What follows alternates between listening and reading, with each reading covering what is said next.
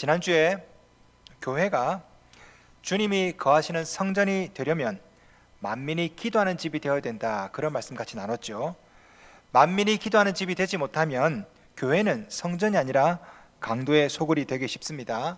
자, 그렇다면 이 만민이 기도하는 집인 교회에서 무엇을 위해 기도해야 될까요? 자녀의 대입 수능? 아니면 남편의 승진? 아니면 여러분의 건강? 물론 그런 기도가 나쁜 것은 아닙니다. 해도 됩니다. 그러나 우리 교회에서 드려지는 기도가 만약에 그런 이기적인 기도에만 머무른다면 뜨겁게 기도하는 교회라 할지라도 얼마든지 강도의 소굴이 되어갈 수 있습니다. 왜 그렇습니까? 강도의 소원하고 이기적인 기도하고 내용이 같거든요. 강도의 소원이 뭡니까? 부자가 되는 거죠. 무병장수하는 것이고요. 만약에 우리가 내 가족, 내 승진, 내 물질, 이것만을 위해서 계속 기도한다면 그 욕심하고 강도의 욕심하고 다를 바가 없죠. 뜨겁게 기도하지만 그런 이기적인 기도만 가득하면 그 교회도 얼마든지 강도의 소굴이 될 수 있습니다. 만민이 기도하는 집에서 드려야 될 우리의 기도가 있다면 그것은요, 이기적인 그런 기도 이상이어야 됩니다. 물론 승진을 위해서, 물질을 위해서, 건강을 위해서 기도해도 됩니다. 하지만 그것만 기도하면요, 안 됩니다. 그것 이상이어야 됩니다. 그렇다면 우리가 무엇을 위해서 기도해야 될까요? 무엇을 위해서? 저는 여전히 오늘날 하나님께서 만민이 기도하는 집에서 우리가 해야 될 기도 제목이 있다면 Pray for Revival, 부흥을 위해 기도해야 될 줄로 믿습니다. 한국교회 위기가 뭘까요? 한국교회 위기는요, 부흥을 성장으로, 기도를 회의로 바꾸면서 생겼다고 저는 생각해요.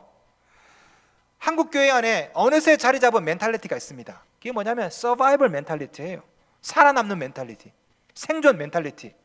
성경은 어디에도 살아남으라 말한 적 없지요. 우리는요, 서바이벌이 아니라요, 리바이벌, 부흥을 위해서 기도해야 됩니다.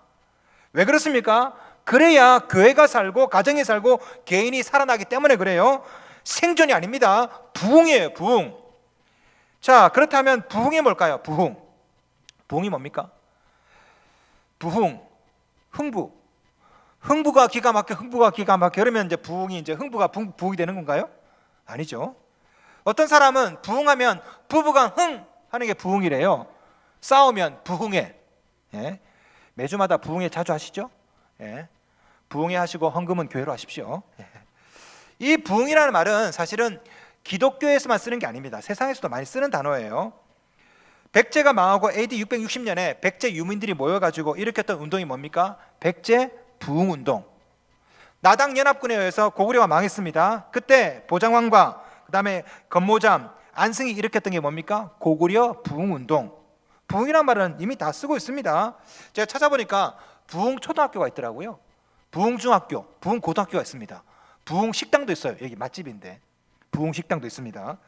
찾아보니까 또 트럼프 대통령이 내걸었던 공약이 뭔지 아십니까? 미국 경제 부흥입니다.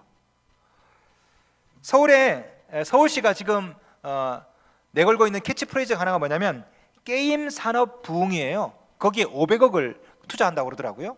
부흥이라는 말은 이미 많이 쓰고 있습니다. 어떤 뜻으로? 쇠퇴했다는 것을 다시 일으킨다라는 뜻으로. 그 부흥은 뭐냐면요, 다시 살아나는 것, 쇠퇴했던 것이 다시 일어나는 것, 이게 부흥이죠. 그런데 불행히도 교회에서만큼은 이 부흥을, 부흥 단어 원래 뜻대로 안 쓰고요, 이상하게 쓰고 있어요. 월터 카이저가 썼던 Revive Us Again이라는 책이 있습니다. 아주 유명한 책인데요, 그 책에 보면 이 월터 카이저가 교회 안에서 가장 잘못 쓰고 있는 단어 중에 하나가 부흥이래요. 리바이벌이래요. 여러분, 부흥하면 어떤 생각 드십니까? 부흥하면 막 기도하다가 막 방언 막 나오고, 부흥하면 교인들이 막 늘어나고, 부흥하면 막 헌금이 막 늘어나고, 이런 생각 하시죠? 그렇지 않습니까? 우리 교회가 제가 부임하고 성도 수가 2배로 성장했습니다. 자주 듣는 얘기가 신성교회 부흥했지요. 제가 부임하고 우리 교회 헌금이 한 거의 2배 성장했죠. 1.5배, 2배. 많은 사람들이 얘기합니다. 신성교회 부흥했죠. 아니에요. 부흥이 아닙니다. 성장이죠. 야구장에서 10,000명이 모이다가 15,000명 모였다, 야구장이. 그러면 야구장 부흥했다 이런 말 씁니까? 아니에요. 그냥 많이 모였어요. 그죠? 자, 식당에서 매출이 2배로 뛰었습니다. 야, 식당 부흥했네, 이런 말 안 쓰죠. 그냥 매출이 늘은 거예요. 숫자가 성장하고 헌금이 늘었다고 해서, 여러분, 이거는요, 부흥의 현상들 중에 하나지만 이것 자체가 부흥은 아니라고요. 부흥은 뭡니까? 다시 살아나는 겁니다. 자, 부자가 다시 부자죠. 흥은요, 일어날 흥자예요. 부흥, 다시 살아난다, 다시 일어난답니다. 이 부흥을 뜻하는 영어 단어 리바이벌, 이게 원래 리비비스코라는 라틴어에서 나왔어요. 이 라틴어 리비비스코, 이 뜻이 뭐냐면 다시란 뜻입니다. 리피트, 다시 비비스코는 생명이라는 뜻이에요. 그러니까 리비비스코는요, 다시 태어난다, 다시 살아난다, 이 뜻입니다. 이 리바이벌, 이 부흥이 히브리어로 하야라는 말인데요, 이 말도 똑같아요. 살아나다, 소생하다, 부활하다. 헬라어로 아나자오라는데 이 말도 똑같아요. 살아나다, 소생하다, 부활하다. 자, 그렇게 봤을 때 성경이 말하는 부흥이 뭡니까? 성경이 말하는 부흥은 성도가 늘어난다, 헌금이 늘어난다, 이게 아니에요. 성경이 말하는 부흥은요, 생명을 되찾고 다시 살아난다, 이 뜻이죠. 자, 이 부흥과 똑같은 단어가 있습니다. 뭡니까? 부활이에요. 부활, 같은 말입니다. 부흥의 삶은 부활의 삶인 거예요. 자, 이 부흥과 또 똑같은 단어가 또 있습니다. 그게 뭘까요? 중생이에요. 중생, 거듭난다. 자, 보십시오. 중생, 부활, 부흥, 다 같은 말이에요. 이것을 그리스도인의 삶의 세 가지 시제라고 그런 얘기를 합니다. 자, 중생은 뭡니까? 예수 믿고 과거에 다시 살아나는 거죠. 이게 중생이에요. 자, 부흥은 뭡니까? 현재 과거에 살아나는 것이 지금도 일어나야 돼. 이게 부흥이죠. 부활은 뭡니까? 먼 미래에 우리가 다 부활할 겁니다. 중생, 부흥, 부활 다 같은 말이에요. 과거, 현재, 미래 같은 말이라고. 기독교 삶의 핵심이 뭡니까? 살아나는 겁니다. 거듭나고 다시 살아나고 부활하고, 이게 그리스도인의 삶이죠. 자, 이런 부흥의 모습, 부활의 모습이 그대로 묘사된 것이 오늘 우리가 읽었던 에스겔 37장입니다. 바로 마른 뼈 환상이죠. 우리 말씀 같이 보겠습니다. 37장 1절 2절 말씀 함께 읽겠습니다. 시작. 여호와께서 권능으로 내게 임재하시고 그의 영으로 나를 데리고 가서 골짜기 가운데 두셨는데 거기 뼈가 가득하더라. 나를 그 뼈 사방으로 지나가게 하시기로 본즉 그 골짜기 지면에 뼈가 심이 많고 아주 말랐더라. 자, 오늘 우리 하나님께서 에스겔에게 보여준 게 바로 이 마른 뼈 환상이죠. 에스겔 시대의 배경이 뭡니까? 남유다가 멸망할 때입니다. 바벨론이 계속 침공을 하고 이스라엘 백성들은, 남유다 백성들은 바벨론으로 포로로 끌려가고 나라는 망하고 곳간에 양식은 없고 이스라엘 백성들의 이 영적인 상태는 바닥이고, 자, 이런 가운데 하나님께서 마른 뼈를 딱 보여주세요. 무슨 말입니까? 지금 남유다가 이스라엘이 이런 마른 뼈와 같다라는 거죠. 이 마른 뼈는 절망적인 유다의 상황을 그대로 보여주고 있습니다. 마른 뼈. 자, 이 모습이 누구 모습입니까? 우리들의 모습이죠. 이 마른 뼈는 바로 우리들의 실존이에요. 지금 한국 경제가 참 어렵습니다. 한국 경제가 어렵죠. 거기다가 미국과 중국 서로 막 지금 무역 분쟁이 막 일어나고 있습니다. 그 사이에 우리 한국이 껴 있어요. 한국 경제 미래를 생각하면 참 암울합니다. 그렇죠? 마른 뼈와 같아요. 마른 뼈. 거기다가 남북한 상황 지금 또 어떻게 될지 모르죠. 좋았다가 나빴다가 좋았다가 나빴다가 뭐 어떻게 되겠습니까? 오늘 본문에 나오는 이 마른 뼈는 바로 우리들의 실존이라고. 이 나라 민족이 처한 상황, 우리 교회, 여러분의 가정, 우리의 모습이라고요. 마른 뼈. 자, 이 마른 뼈 환상을 딱 보여주시고 하나님께서 에스겔에게 이렇게 물어보십니다. 30장 3절. 그가 내게 이르시되 인자야 이 뼈들이 능히 살 수 있겠느냐 하시기로. 자, 이미 말라붙었습니다. 에스겔에 물어봅니다. 야, 이 뼈들이 살아나겠느냐? 자, 이때 에스겔이 뭐라 대답합니까? 내가 대답하되 주 여호와여 주께서 하시나이다. 자, 질문. 에스겔이 왜 이렇게 대답했을까? 에스겔아, 이 뼈들이 살아날 수 있겠니? 그럼 둘 중에 하나죠. 네, 아니요. 그런데 에스겔은 이렇게 말합니다. 주 여호와여 주께서 하시나이다. 왜 이랬을까요? 확신이 없어서 그래요. 이 뼈가 어떻게 살아나요? 확신이 없는 거죠. 자, 쉽게 예를 들어 보겠습니다. 우리 중년 부부들 잘 들어보세요. 가끔 아내가 남편에게 물어봅니다. 여보, 나 사랑해? 그러면 남편들이 이렇게 대답하죠. 알면서 왜 그래? 오늘 정확하게 말씀드리겠습니다. 이 말은 확신이 없을 때 하는 말입니다. 이쁘면 이쁘다고 그래요. 사랑스러우면 사랑스럽다고 그럽니다. 남자들 그렇죠? 예? 이쁘면 이쁘다고 얘기해요. 알면서 왜 그런 걸 물어봐? 확신이 없습니다. 오늘 이 설교 끝나고 갑자기 또 부흥회 하게 될지 모르겠네요. 미리 말씀드립니다. 헌금은 교회로 하십시오. 오늘 본문에 나오는 에스겔 심정이 이렇죠. 이 뼈들이 능히 살아날 수 있겠느냐? 에스겔이 볼 때 확신이 없는 겁니다. 이 뼈가 어떻게 살아나요? 그러니까 저는 모르겠습니다. 아니, 하나님께서 아시지 않습니까? 이렇게 아주 애매모호한 답을 드리는 겁니다. 만약에 하나님께서 지금 이 나라 이 민족을 바라보시고 이 교회를 바라보시고 여러분을 바라보시고 아무개야 이 뼈들이 살아날 수 있겠느냐 이렇게 물어보신다면 어쩌면 우리도 잘 모르겠는데요, 혹시 이러지 않을까요? 하나님께서 이런 우리에게 이렇게 말씀하십니다. 37장 5절 6절 우리 함께 읽겠습니다. 시작. 주 여호와께서 이 뼈들에게 이같이 말씀하시기를 내가 생기를 너희에게 들어가게 하리니 너희가 살아나리라. 너희 위에 힘줄을 두고 살을 입히고 가죽으로 덮고 너희 속에 생기를 넣으리니 너희가 살아나리라. 또 내가 여호와인 줄 너희가 알리라 하셨다 하라. 아멘. 하나님은 마른 뼈들이 살아난다라고 말씀하세요. 두 번씩이나. 5절에 너희가 살아나리라, 6절에 너희가 살아나리라. You shall live. 너희가 살아날 것이다. 두 번 말씀하십니다. 37장 5절 보세요. 내가 생기를 너희에게 들어가게 하리니 너희가 살아나리라. 누가? 하나님이 살려주신다고. 여러분 이것을 믿으십니까? 이 나라 이 민족 보세요. 얼마나 황폐합니까?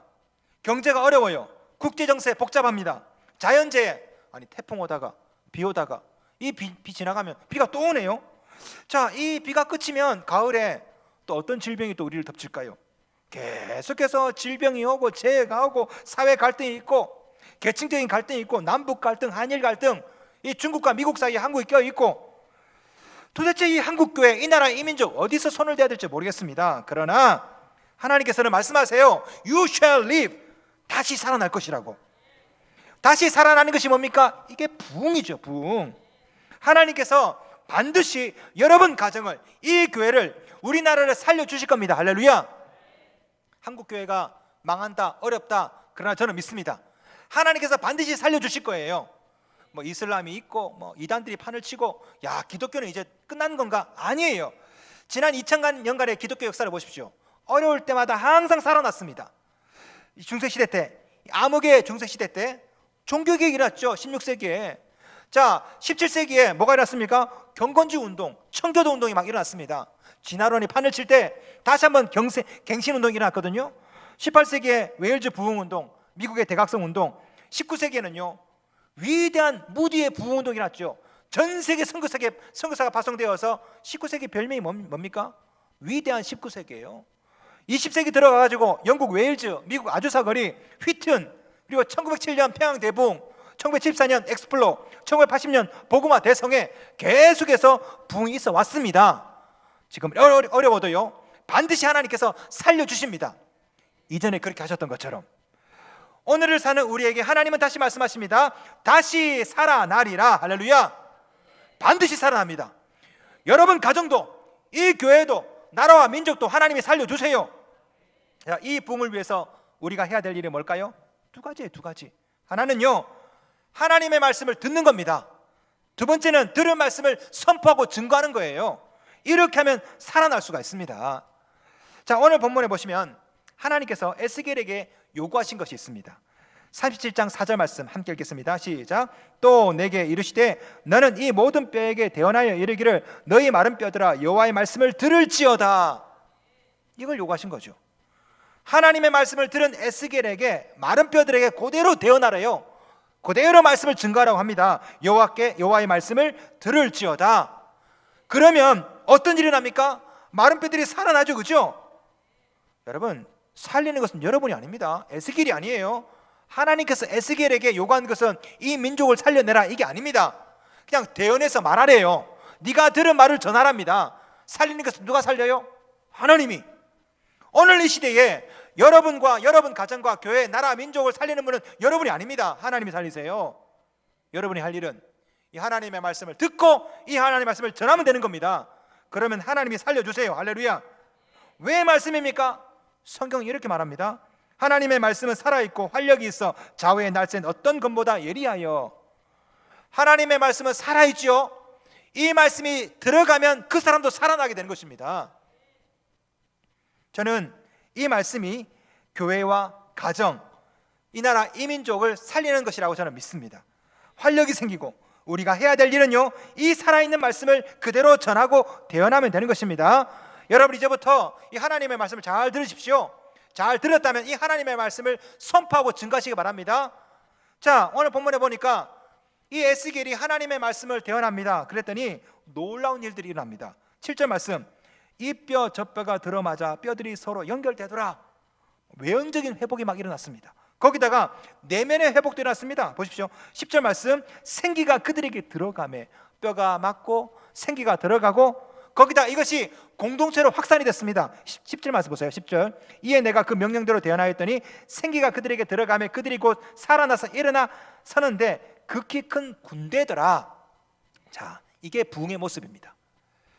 하나님께서 살려주실 때 이런 일이 일어나거든요. 외형이 회복되고 내면이 살아나고, 이 부흥이 그 사람에게만 아니라 그 이웃에게도 전파가 막 됩니다. 전염이 막 되는 거죠. 군대로 막 일어나요. 이것이 바로 하나님께서 가져다 주실 부흥이죠. 이 부흥이 언제 일어났습니까? 하나님의 말씀을 그대로 대언할 때에. 7절 말씀 봅시다. 이에 내가 명령을 따라 대언하니 끝에 서로 연결되더라. 10절, 이에 내가 그 명령대로 대언하였더니 생기가 그들에게 들어가매.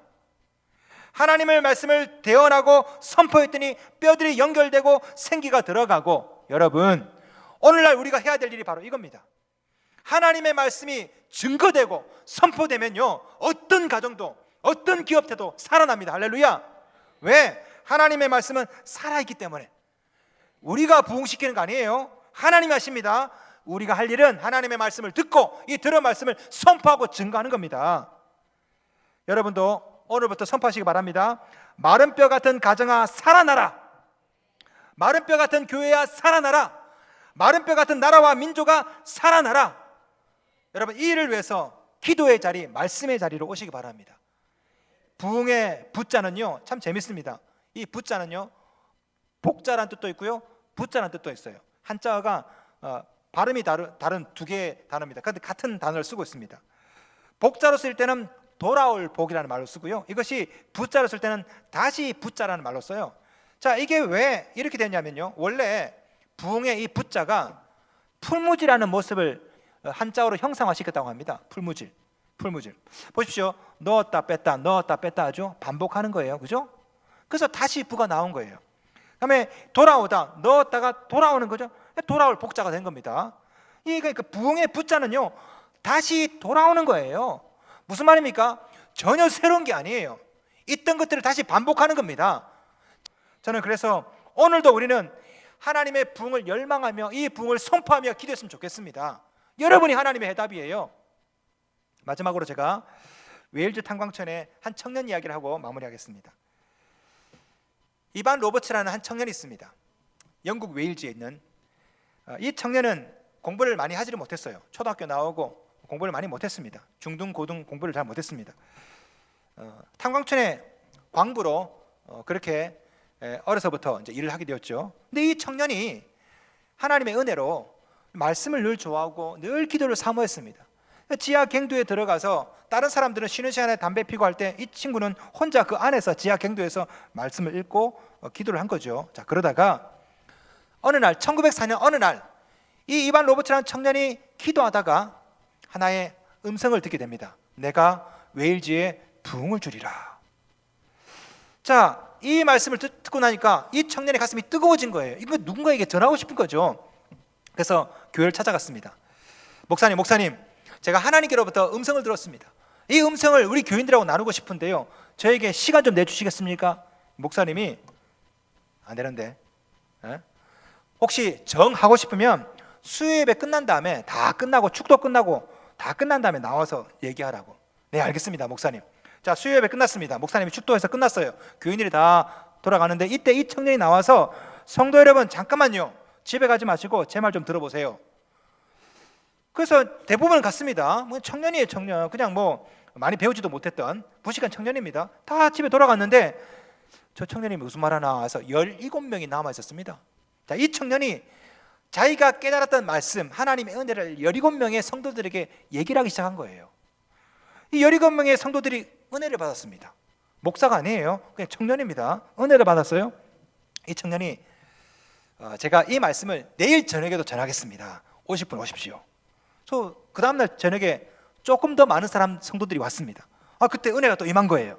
자, 내일도 또 말씀을 전하겠습니다. 3일째 되는 날도 또 사람들이 막 몰려오기 시작했습니다. 자, 4일째, 5일째, 6일째, 7일째 계속 이 청년의 집회가 계속되었죠. 목사 아닙니다. 전도사 아니에요. 신학생 아니에요. 그냥 청년입니다. 하나님의 은혜가 임하기 시작한 거예요. 그래서 그렇게 해서 놀라운 부흥이 이 교회에 임하고 그 옆에 교회도 임했습니다. 자, 그로부터 30일 후에 한 달 뒤에 무려 37,000명이 이 청년의 설교를 듣게 됩니다. 그리고 5개월 동안에 10만 명이 이 청년의 설교를 듣고 회개를 하게 되죠. 예수를 영접합니다. 이게 바로 그 유명한 20세기 초반의 웨일즈 부흥운동의 시작이에요. 이때 역사 기록을 보면요, 신문에 구원받은 사람의 명단이 막 나왔대요. 누구 이름이 나왔답니다. 누구 구원받았다고. 대학마다 문을 닫고 찬양 모임, 기도 모임이 막 결성되기 시작했습니다. 남자들의 기도 부대가 형성되었습니다. 그 기도 부대 이름이 뭐냐면 Get out of the bed, 침대에서 나오라. 이런 기도 부대가, 남자들의 기도 부대가 형성이 됐습니다. 새벽에 기도하고 저녁에 기도하고 한밤중에 자다 나와서 갑자기 또 기도하고 이런 일들이 막 일어났습니다. 심지어 법정에서 재판관하고 배심원과 심리를 중단하고 갑자기 하나님의 은혜가 그 재판정에 임한 거예요. 그래서 피고를 위해서 눈물 흘리면서 기도했다라는 그런 기록도 있습니다. 재판 안 하고. 더 황당한 것은요, 탄광초에 있었던 일입니다. 이 마부들이, 탄광초에서 이 마부들이요, 언어가 바뀐 겁니다. 그전에는 말에게 채찍질할 때 욕을 하면서 채찍질했거든요. 막 욕하고 거칠게 빨리 이 XX야 하면서 막 빨리 가라고. 그런데 이 탄광촌의 광부들이 은혜를 받고 이 말이 바뀐 거예요. 그래서 말에게 존댓말을 공손하게 쓴 겁니다. 말님 좀 가주시겠습니까? Would you please 이렇게. 그래서 이 말을 못 알아들었대요. 말이 바뀌어가지고 말을 못 알아들은 거죠. 이 말이 말이냐? 제 말이 돼요? 말이? 내가 헷갈리네. 예? 이게 막 웨일즈에서 막 부흥이 막 운동이 일어나는 거죠. 자, 그렇게 해서 무려 영국에 200만 명이 예수를 영접합니다. 이 부흥이 어디로 갔냐면 서유럽으로, 북유럽으로, 미국으로, 호주로 갑니다. 미국에서 이 부흥의 불씨가 떨어져서 일어났던 운동이 바로 아주사 부흥이에요. 아주사 부흥. 미국을 거쳐서 어디로 옵니까? 한국에 들어와요. 한국에 들어온 선교사가 얘기합니다. 너희들 1904년도에 몇 년 전에 있었던 웨일즈에 있었던 부흥운동 아냐? 모르는데요. 거기에 부흥이 있었다더라. 그래서 이 부흥의 소식을 나눠요. 그래서 일어난 운동이 뭡니까? 1907년 평양 장대현 교회 부흥운동이에요. 1904년부터 1907년 무려 불과 3년 만에 웨일즈 한 청년이 선포했던 이 메시지가 지구를 한 바퀴 뺑 돌아서 평양 장대현에서 부흥의 운동이 일어난 거죠. 그리고 1910년도에 에딘버러에서 세계 선교사 대회가 일어납니다. 그때까지 약 2천만 명이 예수 그리스도를 영접했다라는 그런 기록이 있습니다. 2천만 명. 한 청년이 선포했던 메시지 하나가 무려 전 세계 2천만 명을 구원한 거죠. 이반 로버트 청년이 일으킨 게 아니죠. 하나님이 하신 거예요. 하나님이. 이반 로버트 청년이 한 것은 뭡니까? 하나님의 때에 하나님의 말씀을 대언했을 뿐이에요. 대언했을 뿐. 이런 일이 저는 오늘날에도 일어나리라 저는 믿습니다. 하나님께서는 이 세계의 열방의 나라와 민족의 교회의 여러분 가정에 하나님은 동일하게 마른 뼈 같은 여러분 가정의 교회의 나라 민족의 부흥을 일으키기를 원하세요. 하나님이 하십니다. 하나님이. 그러나 하나님은 이반 로버츠 같이 에스겔 같이 하나님의 말씀을 대언하고 증거할 사람을 찾으십니다. 부흥을 선포할 사람을 찾으세요. 바라기로는 여러분 모두가 에스겔 같은 사람, 이반 로버츠 같은 사람이 되기를 바랍니다. 여러분이 하나님의 답입니다. 여러분이 이 하나님의 말씀을 듣고 들은 이 말씀을 증거할 때 이 부흥은요, 우리 교회를 넘어서 옆 교회로 그리고 교단 전체로 이 민족의 열방에 번져 나갈 줄로 믿습니다.